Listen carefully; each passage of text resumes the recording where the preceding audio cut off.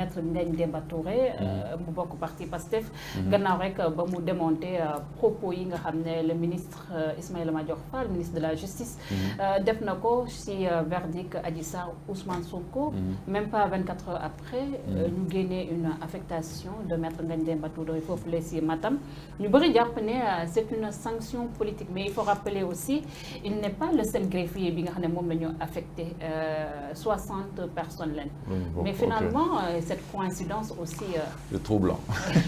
Je sais qu'ils avaient fait la même chose avec Guy Marius Sagna. Je me souviens que Guy Marius Sagna à un certain moment il avait été affecté je ne sais plus dans quelle région pour oui à peu près les mêmes raisons parce qu'à un certain moment oui c'est un syndicaliste mais d'autre part moi ce que je dis je ne sais pas c'est quel type de contrat qui lie ces personnes-là avec leur administration.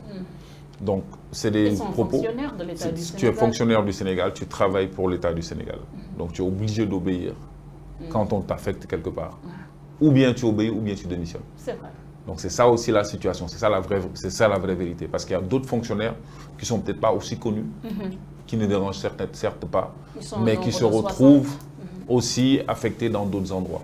Donc, je pense que c'est quelque chose qu'il faut mettre sur la table.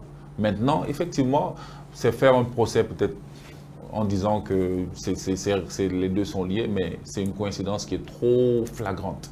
En tout cas, c'est trop juste, quoi. C'est-à-dire que c'est depuis un certain moment, Maître Ngagne Demba Touré est sur tous les plateaux et il est très pertinent dans ses interventions.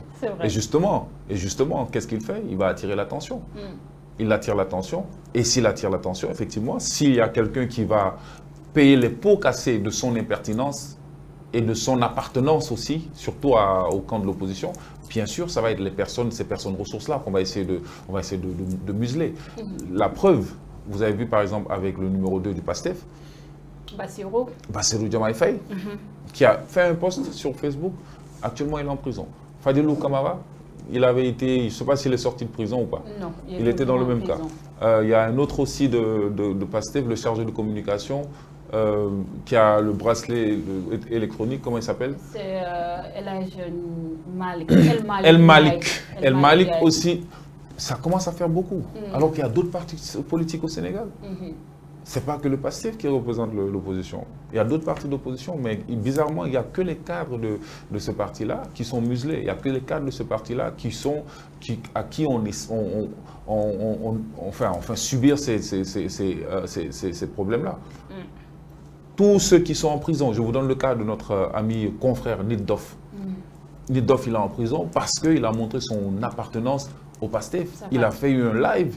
Dans le live, il a donné son point de vue, il a donné son sentiment, même s'il s'est énervé. Après, ensuite, il s'est oui, mais il n'empêche qu'ils l'ont mis en prison quand même. Quand vous prenez le cas de Outman, de Mafia Kachikachi, lui aussi, c'est la même chose. Quand vous prenez le cas qui était à Walf, le chroniqueur qui était à Walf Fadjri. Pam Ndiaye. Il y a Pam Ndiaye et il y a un deuxième. Cheikh Bara Mbacké. Cheikh Bara Ndiaye. Tous ces gens-là, ils se retrouvent en prison pour avoir tenu des propos qu'on dit... Sommes-nous dans une état dictateur? Après, à côté de ça, on a des personnes qui traînent, on a des personnes, je vais dire son nom, on a Dofndey qui avait fait une vidéo, qui avait fait polémique. Il n'y a pas eu de suite juridique à ça. Donc, moi, ce que je dis, Sungur Gibougué, Nini, nous bagnons formés de Nifar. Autoritarisme ou bien dictature? Djegenoko. Djegenoko parce que les dañuy bañ sax article 80 dal la. Lo wax da ngay soralé ci est-ce que suma waxé li article 80 duma dal parce que simplement da ngay dem ba man limay wax moy dina dem ba finalement nit ñi duñu ragal. Les gens ils vont continuer à parler. Xam nga ce qui va se passer?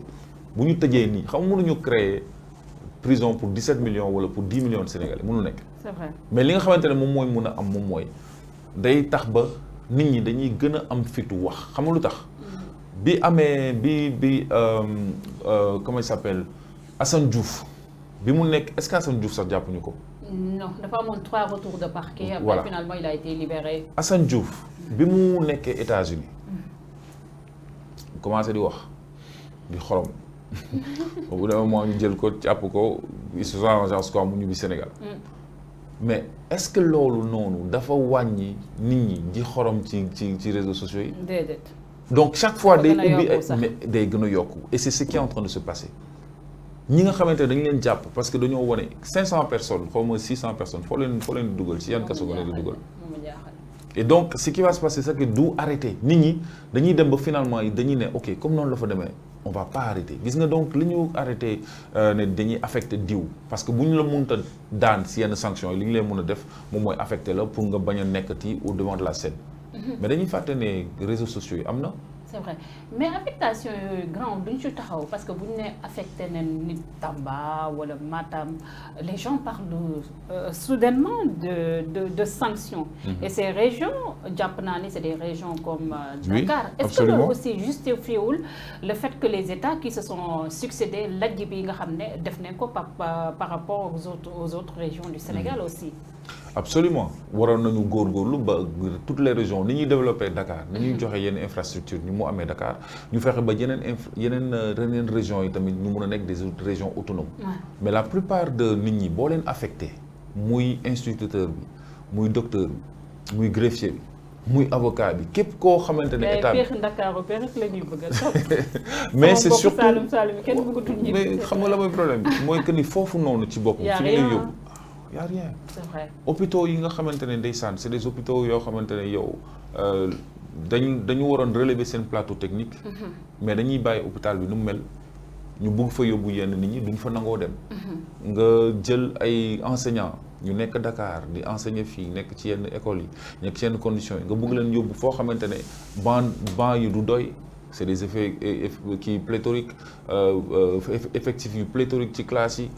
matériel bi équipement bi nga war a utiliser pour jàngal xale yi doo ko am finalement gars yi duñ bëgg a dem c'est normal et justement je pensais que ni si sama xel mu ndeysaan nu ñu koy sax bëgg a gëm rek nit ku ma wax ma gëm li muy wax yaakaaroon nañu ne les gouvernement bi muy wër ci région yi di def conseil des ministres décentralisé loolu la doon jëriñ parce que conseil des ministres décentralisé yooyu yaay wax ci affaire région yi ak affectation ci région yi lan la jëriñ quel est le bilan de ces conseils de ministres décentralisés ñaata personnes ñaata nit ñaata infrastructure ñaata milliards déjà la ñu jot a dugal ci foofu est-ce que milliards yi ñu doon tudd dugal nañ ko ci ça c'est la première des choses deuxièmement su fekkente ne dugal nañ ko ci lan la indi xam nga parfois damay jéem a être à équidistance dama naan sama xel ok faut pas qu'on passe le temps aussi à des nihilistes bu ñu ne non dara baaxul ak PUDC bi ak Puma bi et cetera am na yoo xamante ne ce sont des réalisations de l'État qui ont permis par exemple d'électrifier yenn zones rurales yi indi fa ndox indi fa en tout cas assainissement wax dëgg yàlla ku yàgg dem ci région yi bu dee yow da ngay faral di dem Kaolack il y a 10 ans ak léegi di nga gis ne en 10 ans am na évolution bu am ci yenn bërëb yi. Ah oui. boo demee ci région yi boo demee Matam. moi je pense que si campagne bi nga koy gën a sentir. campagne que dans les centres-villes. waaw disons ci campagne bi effectivement am na lu si réalisation. Il y a beaucoup de choses qui ont été faites foofu moom waaw dëgg fa yàlla. d'accord. en matière d'infrastructure. lu bëri defar nañ ko. d'accord mais xam nga man la moo ma jaaxal. c'est comme tey jii nii nga ne.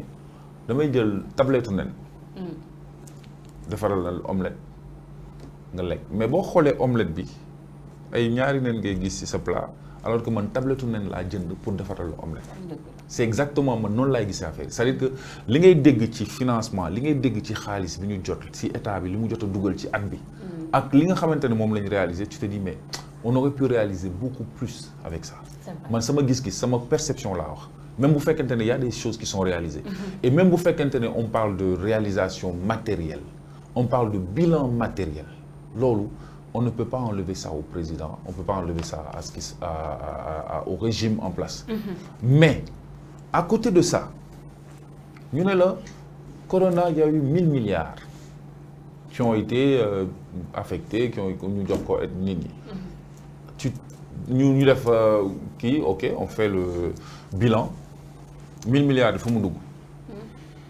moo am rapport de Cour des comptes ñu ne la diw ak diw ak diw ak lii am na lii ak lii 6 000 milliards yi gis nañ ne y a des manquements yenn somme yi gisuñu ko. te ba tey enquête bi mënul fexe ba leer. enquête bi mënul fexe ba leer donc su ñuy wax bilan matériel c'est bien mooy dama leen gis souvent dañuy dem ci plateau yi di bàkku defar nañ fii defar nañ lii defar nañ d'accord mais li ngeen defarul nag.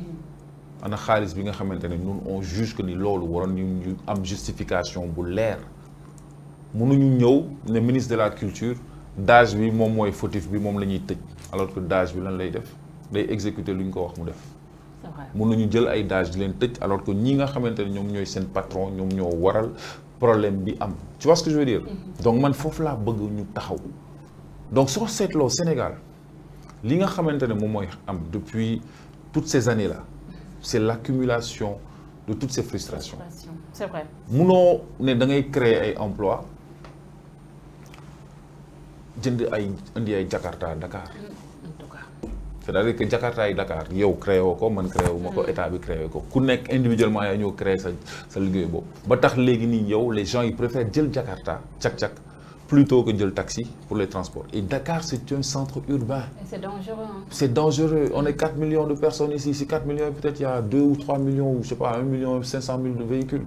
soo ko waree boole ak carapide yi njaganjaay yi clando yi oto yi nga war a nekk si Jakarta c'est dangereux. ak les gens qui sont stressés nga xam ne dañuy dox sax duñu xam ne ñu ngi dox. exactement yaa ngi gis léegi état bi bu ñuy wax affaire bilan matériel nga bëgg a jël ne woy dañuy créer ay emploi boo laajtee yan emploi la ñu créer ñu ne la ay Jakarta la ñu indi fii si dëkk bi. donc il y a plein de détails yoo xamante ne booy bu ñu wàcc di taal y a des pillages. magasin yu bëri gars yi bu ñu dem di sàcc ay Auchan ay lekk la ñuy sàcc. ils ont faim. dañuy dem sàcc lekk c'est pas des choses yu ñuy jël di ko jaayaat dañ koy jël pour mun a togg seen kër. et ça c'est la deuxième fois que ça se passe et ça va se repasser une troisième fois si on ne fait pas gaffe. Yewwi Askan Wi programmé dem jëli Ousmane